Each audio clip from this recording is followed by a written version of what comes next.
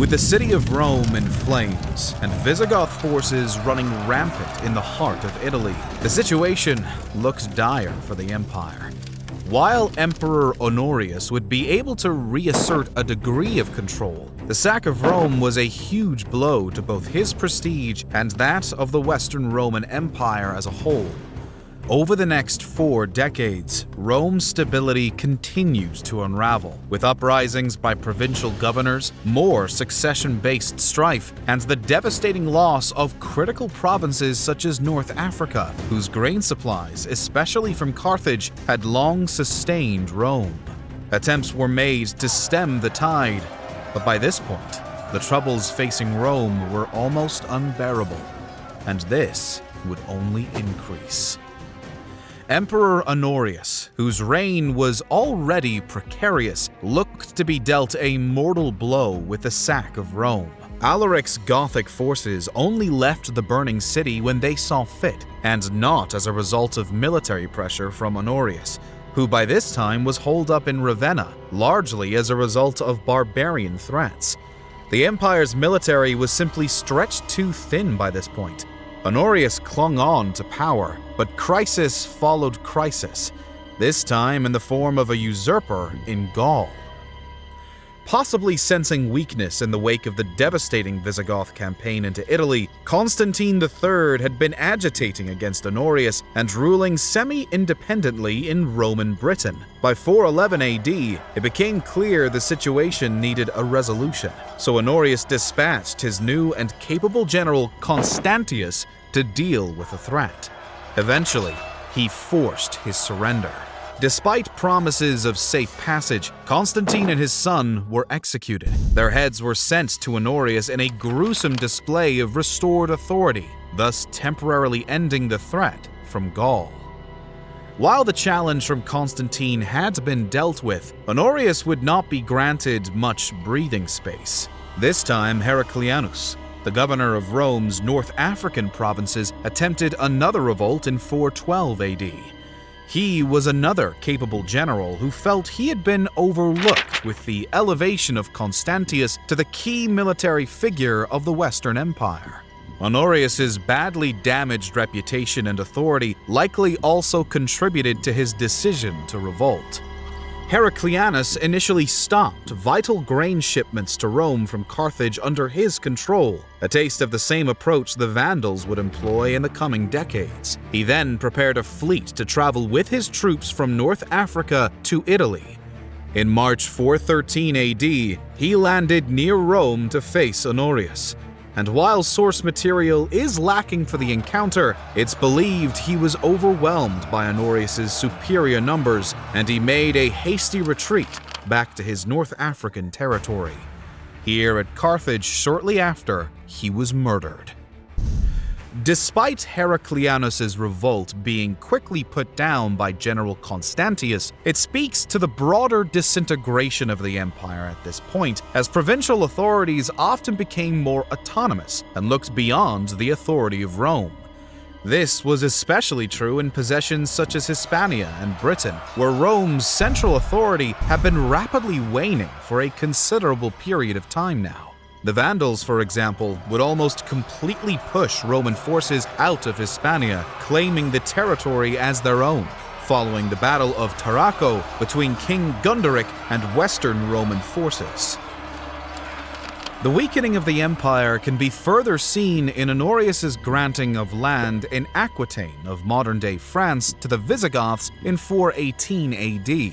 This went further than the agreements and foederati status given by previous emperors to barbarians, and, in effect, allowed a largely hostile force to establish their own kingdom within reach of Italy. No more than 200 years before, Rome was shedding blood to maintain its border with barbarian tribes as far away as eastern Germany. Now, the same enemies were establishing kingdoms in the heart of the empire.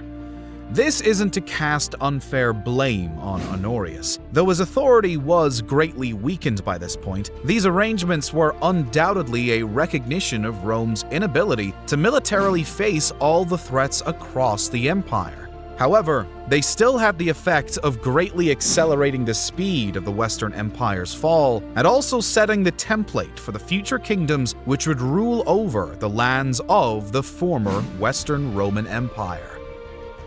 Despite being granted land and power, this did not even effectively pacify the Visigoths, with them breaking the peace and pushing out from their territory in Aquitaine to besiege Arles in 425 AD. Led by their new king Theodoric I, the Visigoths would not be successful this time. The capable Roman general Aetius was able to put down the invasion, with Theodoric accepting new peace terms. The incursion demonstrates again, though, Rome's weak position, where even generous terms offered by it were not enough to satisfy external forces like the Visigoths. Meanwhile, in the east, Honorius' nephew Theodosius II had ruled as sole emperor since the death of his father Arcadius in 408 AD. Becoming emperor as a child and effectively controlled by influential figures of the court, he could not act as a figure of stability for the empire. Supposedly under the influence of his court advisor Chrysaphius, he sought to make peace with the aggressive Huns. This was a costly policy which did nothing to secure the territory of the Eastern Empire, at the same time as significant portions of the West were being lost to barbarian groups. The Huns would continue to pose a threat through the period, eventually exerting pressure on the eastern capital of Constantinople itself, a testament to the failure of Theodosius II's policy. Alongside his military weakness, Theodosius did also carry out significant reforms in the civil and religious areas with the Theodosian Code, a compilation of laws enacted over the previous period. This ambitious project collected the laws and decrees of emperors and senates dating back to 312 AD and Constantine the Great's embrace of Christianity. Its aim was to simplify the legal code and also cement the place of Orthodox or Nicene Christianity, which was still facing challenges from the insurgent Arian variety.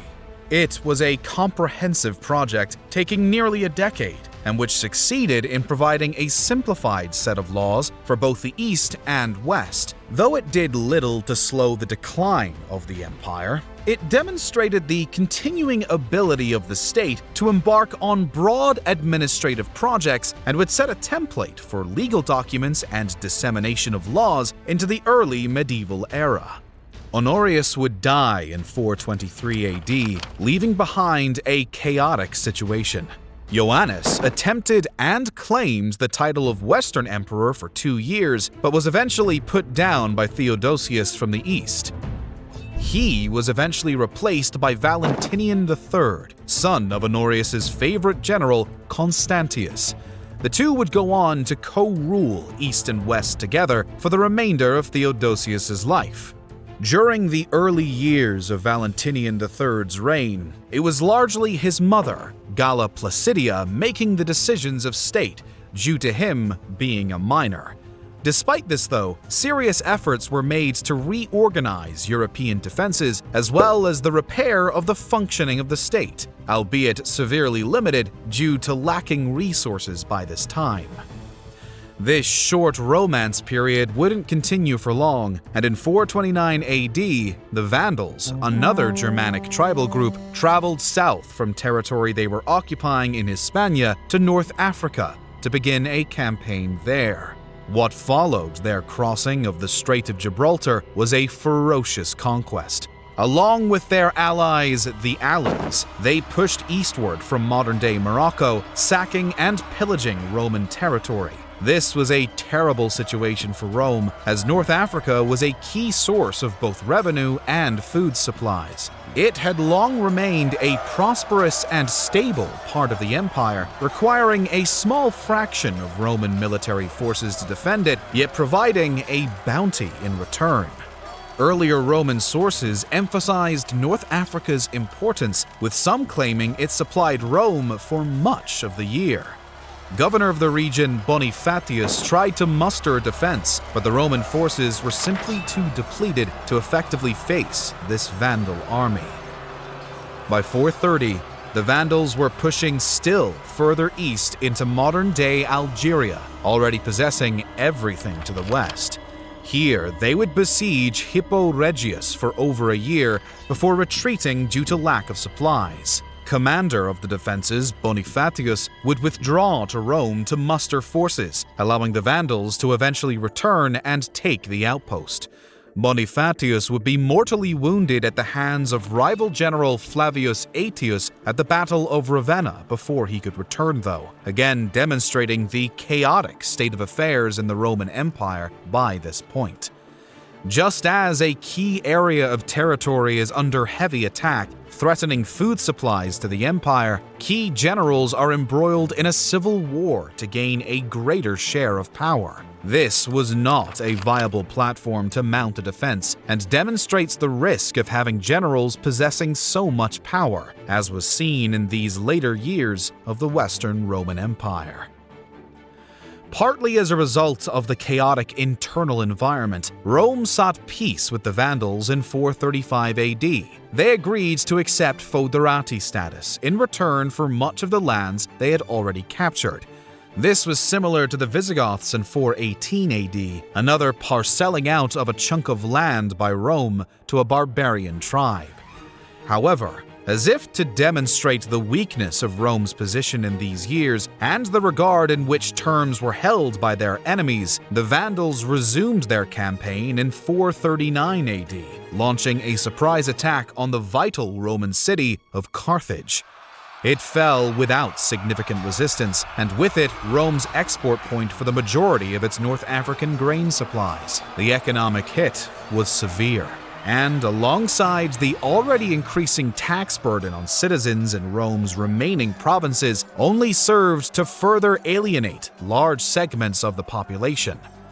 The Vandal campaign would continue even beyond Carthage, as they eventually launched a naval invasion of Sicily. Only then, in 442 AD, would a more lasting peace agreement be concluded between the two parties, this one on terms even more favorable to the Vandals. The period draws to a close with the Roman Empire in a severely weakened state. Militarily, it is unable to face the numerous threats across the empire and is given to portioning out significant areas of territory through peace agreements with enemies such as the Goths, who it can no longer defeat. In other areas of the empire, large parts of North Africa had now been lost to the Vandals through their campaign of the last decade, and with it, full control of a crucial food export hub in Carthage. This sequence of blows made it extremely difficult to raise the required tax revenue to fund the costs of the state, and crucially, the military. This helped create a vicious cycle where citizens of the fading empire were asked to contribute more in taxes to plug the shortfall, which in turn bred discontent and created conditions ripe for unrest. All of this just prior to the re-emergence of the threat from the Huns around 440 AD under their fearsome leader Attila. Although the final collapse of the Western Roman Empire would not occur for another 3 decades, all of the contributing factors were now well and truly in place. The final nails in the empire's coffin were being hammered in, one by one. Big thanks to our amazing patrons for making this video possible. Your support means the world to us.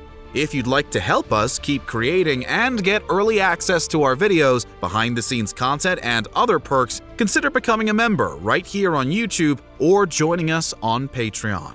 Every bit of support helps. And as always, thank you so much for watching.